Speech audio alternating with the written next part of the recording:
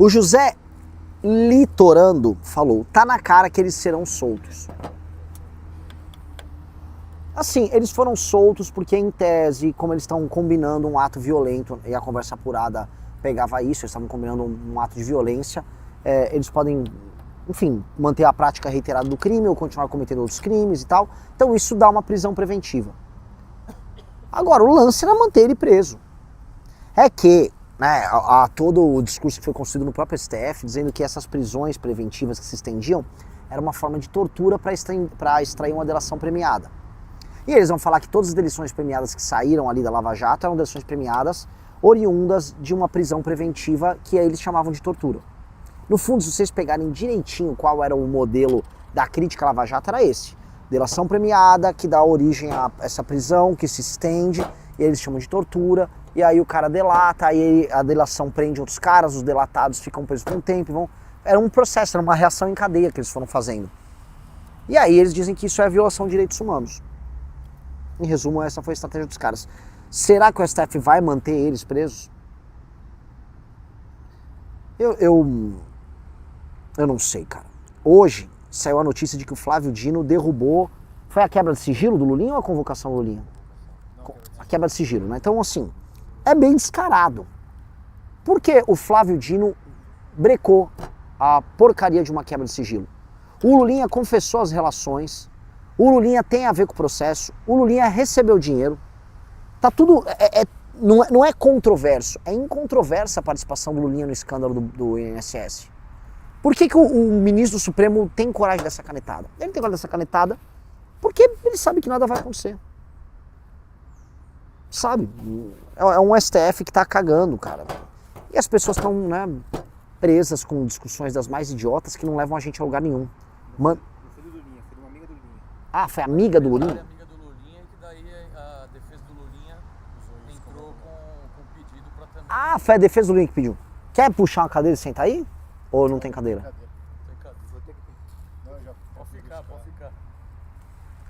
Bom, eu recebi uma participação do Mr. Mac Chris. Vai lá.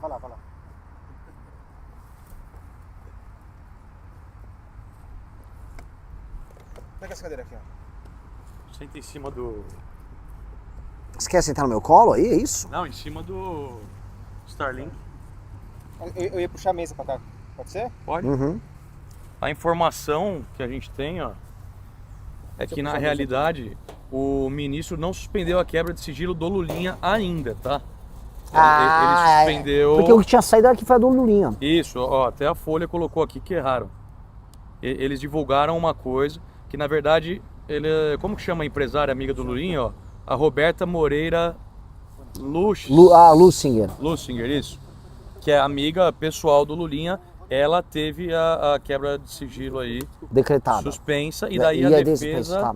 defesa do Lulinha aproveitou o gancho, porque foi na mesma sessão da CPI que eles pediram as duas quebras, certo? Então a defesa do Lulinha está usando isso como argumento para suspender a quebra dele também. Então nas próximas horas aí pode ter uma decisão do Flávio Dino seguindo essa mesma linha. Certo? Cara, que país escroto, né, velho? Como que a gente não pode supor que isso é combinado? Né?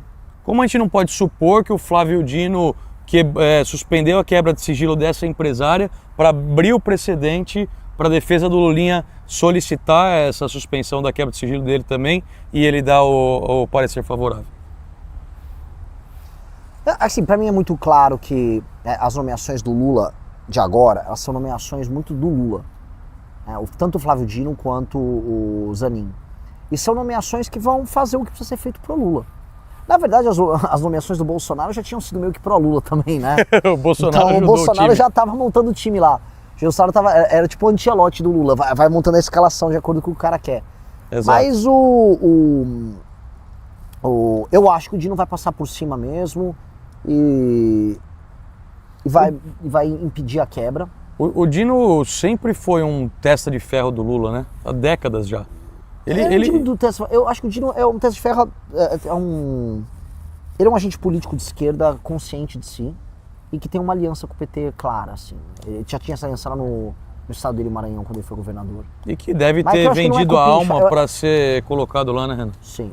Um cara que é escolhido para passar a vida inteira sentado numa cadeira, usando uma toga, com todos os benefícios que tem, mandando no Brasil, desculpa, ele vende a alma para quem indica ele. Sim. Ele vende a alma e tá se provando, né? Sim.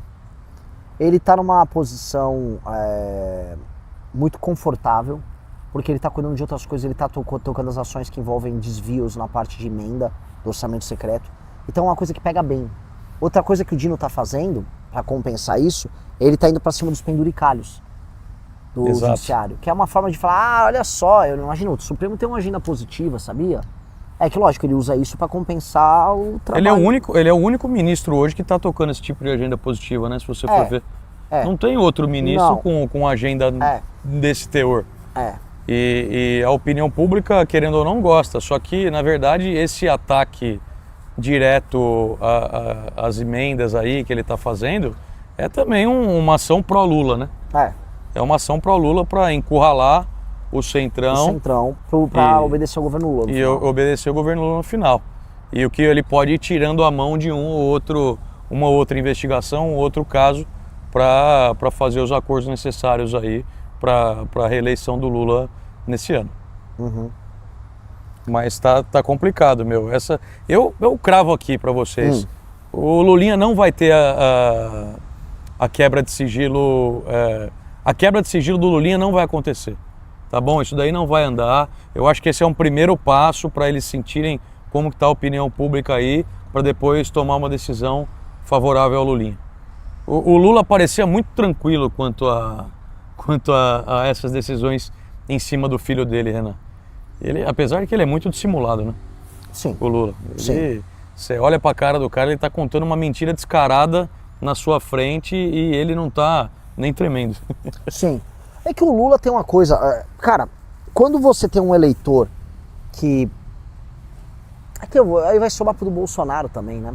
Deixa eu comentar um negócio, assim, eu vou fazer esse raciocínio, depois eu vou comentar o que eu recebi de mensagem. Quando você tem um eleitor que não exige absolutamente nada, e o eleitor que vota no Centrão não exige nada do cara. Se o cara roubou, não roubou, o eleitor não liga. Tá nem aí. Fica muito fácil trabalhar, você não tem nenhuma cobrança.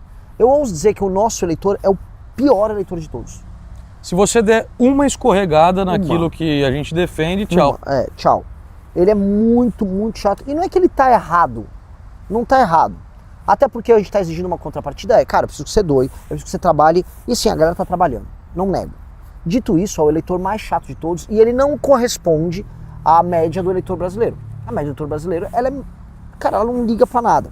E aí eu vou falar por quê, né? Isso acontece com o Lula, mas também acontece com os bolsonaristas. E a melhor parte eles sabem disso. Quando eles tomaram consciência, isso aconteceu uns anos atrás, de que eles podem fazer e falar qualquer coisa que ninguém liga, cara, é uma libertação. E aí eu entendo o Holliday, eu entendo o Pavanato, eu entendo Bétega, Sandro, que virou bolsonarista. Você viu os vídeos do Sandro copiando o Nicolas? Sandro é um patético. Porra, que triste, Sandro é um patético. Cara. Não é nem triste, cara. Perdemos o quê? Um cara que põe a esposa de sócio, tipo uma laranja, de um agiota pra montar um restaurante no fundo, que é uma maneira de receber o dinheirinho ali. O Sandro é vagabundo, cara. O Sandro é vagabundo. E não vai negar. Porque é vagabundo. Eu tive acesso à conta bancária dele. Não, os dados estão ali, não correspondem ao que ele ganha como vereador. O Sandro é vagabundo. E o nosso eleitor exige que a gente tome uma decisão como foi tomada, né, Exato. Renan? Se a gente mantivesse isso no grupo, desculpa, a gente ia perder. Mas agora sim, nós montamos um partido e nós temos milhares de candidatos esse ano. Eles não serão os últimos.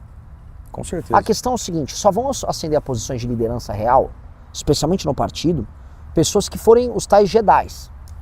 Nem todos são Jedis, só os Jedis vão. E os Jedis vão ter poder e os Jedis vão ter que impor a cultura para quem não é. Isso falando da gente. Mas o problema é, no Brasil, isto é uma grande exceção, é uma exceção colossal. E todo jovem que está aqui, eventualmente nos assistindo, sabe, mas olha onde eu estou me metendo. Eu entendo a mentalidade de Pavanato. Você pode só mentir, cara. Você pode apenas mentir. E que tá tudo bem. Dane-se, ninguém liga. O Lula, que ele vai falar, não, porque ele é foda, não tem nada a ver, meu filho é o Ronaldinho dos negócios. Como ele falou, quando o filho dele era envolvido em escândalo com a Oi. Exato. Anos 2000. anos 2000. E passou batida e ninguém Passou teve batida, nem aí. ninguém ligou. E aí você vai falar, quem é mais ladrão, Lulinha ou Flávio, dos filhos? Porra, é uma briga, mano, monumental, é um duelo, sabe, é tipo Goku versus Vegeta. E cada um com a sua característica, né? O Flávio nesse estilinho dele, engomadinho, não sei o quê. Sim. O Lulinha meio largadão, Sim. pra cá, pra lá. Mas os dois metem a mão descarado. Sim. E eles falam que não pro eleitor e pro eleitor tá tudo bem. O eleitor não é liga. apaixonado. O eleitor não liga. Aí o que aconteceu? Eu recebi uma mensagem de uma moça que disse que queria votar em mim. Ó, eu tô conhecendo você agora, eu tô disposta a votar em você, mas você fez uma coisa que é... Como é que foi? Que é mais do mesmo. Ela falou, Ué? você fez mais do mesmo. Ela falou assim, você atacou a direita. E atacar a direita é mais do mesmo. Nós precisamos juntar forças. Se você só será uma terceira via se você não atacar a direita. Eu falei, cara, eu não tô entendendo nada do que você tá falando. Mais do mesmo é roubar. Então você tinha que estar indignado em eu falar que um político tá roubando. Em não falar que um cara do próprio campo político é ladrão. Isso é literalmente não fazer mais do mesmo. Não, isso é mais do mesmo. Mais do mesmo é ficar de picuinha. Eu falei, puta, cara, é difícil. É o único diferente hoje no cenário é quem faz isso, pô. Só que aí, né, assim, eu já tô indo pra eleição, a gente tem que agora ouvir aquelas famosas máximas da política que você conhece bem. Sim. Do tipo, não se discute com o eleitor, o cliente tem razão. Mas assim, se ela pensa dessa maneira, que ela foi levada a pensar, e que provavelmente a maior parte das pessoas pensam assim. E o que as pessoas pensam? Ah, não briga, mas não briga com o cara que eu gosto. Pra ela, se eu xingar o Lula, não é picuinha. Exato. Você acha que o Lula, não faz mais que sua obrigação. E pra ela você pode roubar xingando o Lula que ela vai continuar gostando de você. Exato. Tem que estar na turma dela. Algumas pessoas muito pragmáticas vão falar, mas Renan, luta anticorrupção é coisa de boiola. Vamos só pegar o poder. Grandes homens da antiguidade que você gosta, eles também eram corruptos. Sei lá, eu não consigo imaginar que o Crasso, a Roma Antiga não era corrupto, e o Crasso financiava o César, né? Tá, cara, mas assim, eu não quero ser corrupto. Não acho que Existe alternativa de não ser corrupto no Brasil? Por mais que isso pareça estranho, por mais que nos últimos 20 anos, ou depois, nos últimos quantas décadas a gente não vê um presidente que não está metido em esquema de corrupção? Pois é. Então existe essa possibilidade. E vocês estão acompanhando a gente nas lives, estão acompanhando a corrida do Renan, sabem que é possível. Agora, o que a gente precisa fazer? Convencer as outras pessoas. E a gente está fazendo uma peregrinação violenta por vários meios de comunicação tradicionais. Hoje a gente foi em 3 rádios, vamos em TV aberta mais tarde. O Renan daqui a pouco vai para Jundiaí dar entrevista num jornal. Por quê? Porque a gente precisa atingir esse público mais velho. A gente estava até perguntando agora há pouco no restaurante, né, Renan, se apareceu um moleque lá hoje para falar com você, que acompanha e tal, e levou a mãe dele. Sim, foi muito legal aqui. O que a mãe dele falou? No começo parecia que ela ainda não estava convencida 100% que você era o caminho. Sim. Qual que era o que o moleque falou lá? Ele falou que a mãe foi petista e depois a mãe foi bolsonarista. E aí ele apresentou e ela disse que estava cansada disso tudo. E ela falou que estava querendo me ouvir, que não estava convencida ainda, mas estava querendo me ouvir. E aí ela perguntou, não vai se estragar, não vai se vender, que hoje a gente fica ouvindo isso, pô, a gente tá há 11 anos nessa, cara. Pô, se a gente quisesse se vender, a gente tinha se vendido há muito tempo. Há muito tempo. Eu vou dar um exemplo, vamos ser claro. Sei lá, quando a gente elegeu o Holly em 2016, teve votação no plano diretor em São Paulo. Dava ou não dá pra roubar vendendo voto lá do plano diretor? Mano, é o praxe, né, das câmaras municipais. Clássico de Câmara Municipal. Cara, a gente podia se vender, o Arthur poderia se vender pro Dória no governo estadual de São Paulo. A gente poderia ter feito todas essas coisas. E optamos pelo caminho mais difícil. Então a gente tá há anos optando pelo caminho mais difícil. Mas tudo bem, a pessoa